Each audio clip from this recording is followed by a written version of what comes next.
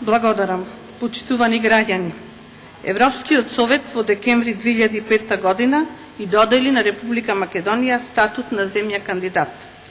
Спогодбата за стабилизација и асоциација меѓу Република Македонија и Европската унија влезе во сила во април 2004 година.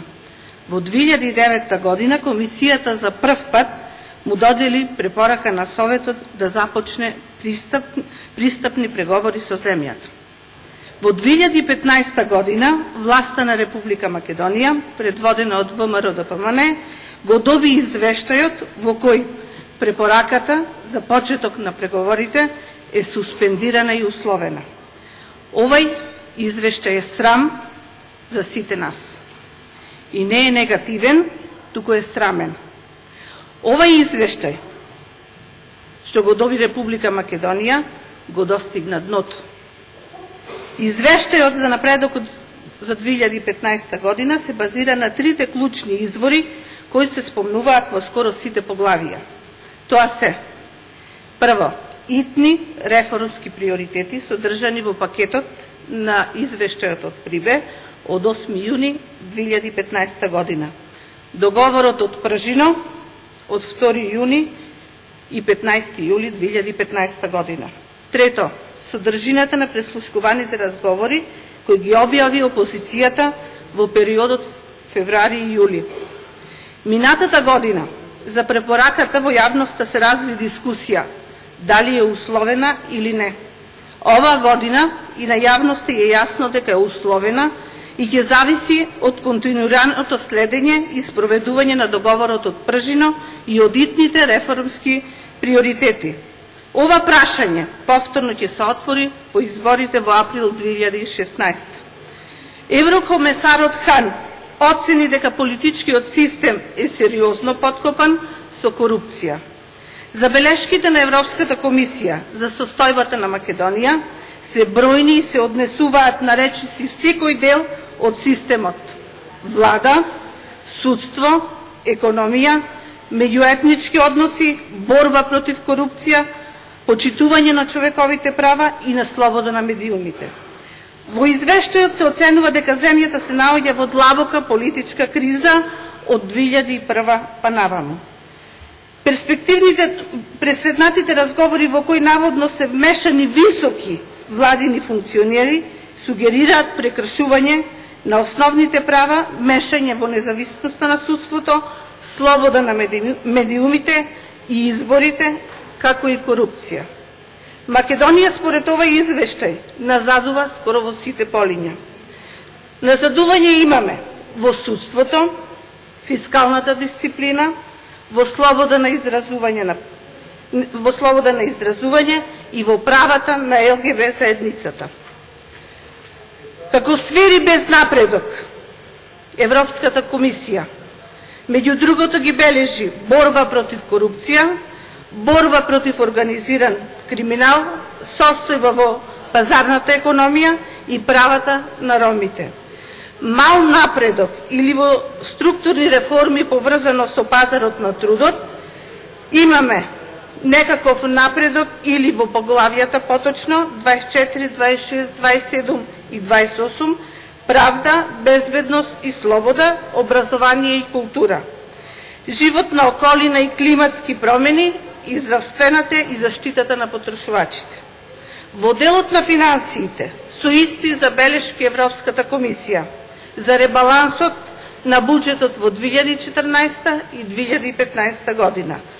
Владата повторно ги зголемува трошоците, особено за социјалните буџетски трошоци.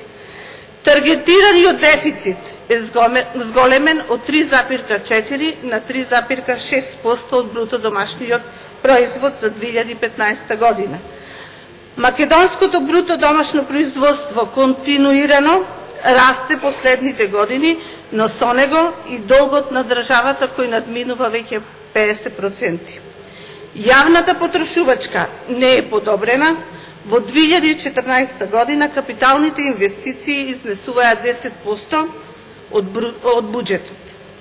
Покрај инвестициите за Скопје 2014 и потрошените 630 милиони евра Статистиката покажува дека уделот на градежниот сектор во бруто домашниот производ со години наназад е околу 6%.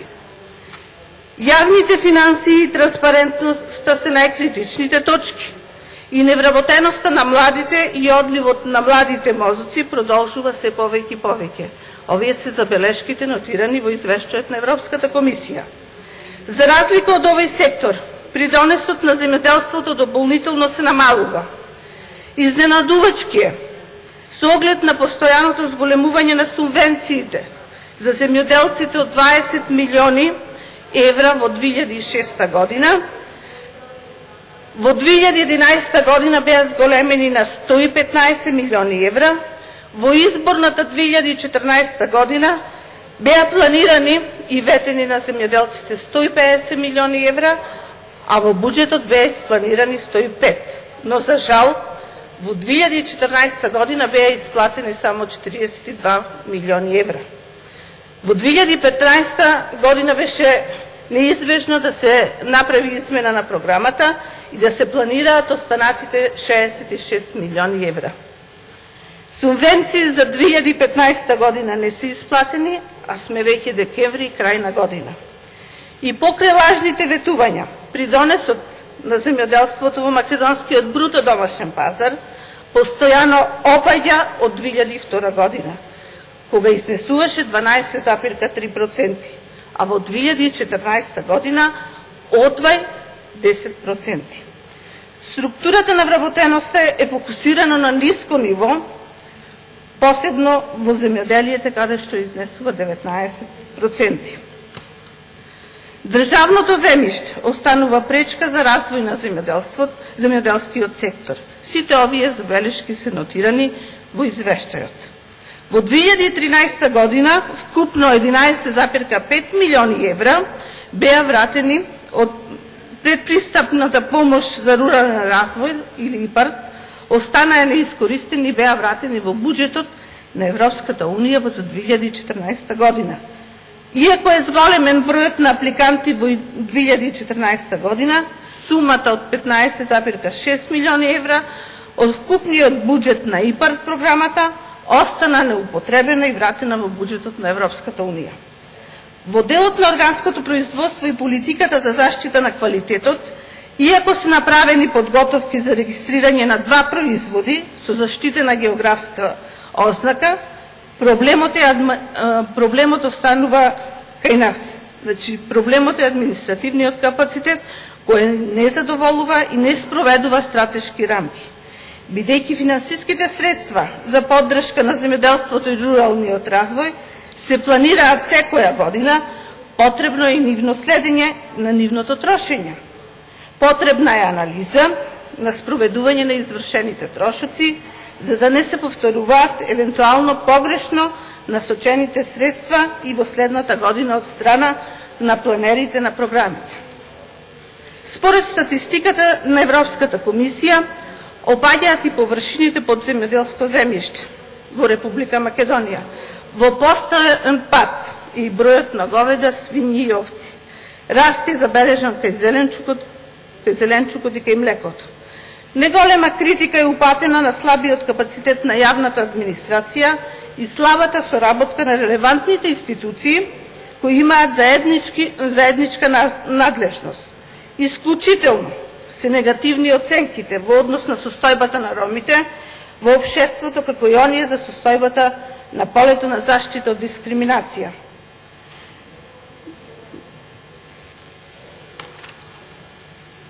Имплементацијата на програмите за развој на социјалната заштита 2011-2021 година е ограничена.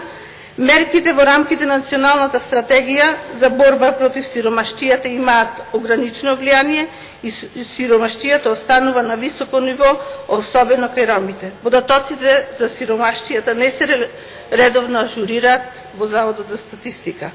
Тоа се забелешки во поглавие 19.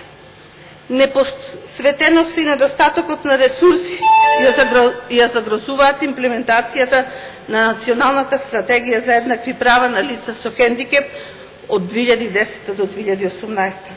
Пристапот до пазарот на трудот за лица со хендикеп е несоодветна, а националното координативно тело за имплементација на релевантната конвенција на Обединетите нации останува неактивно.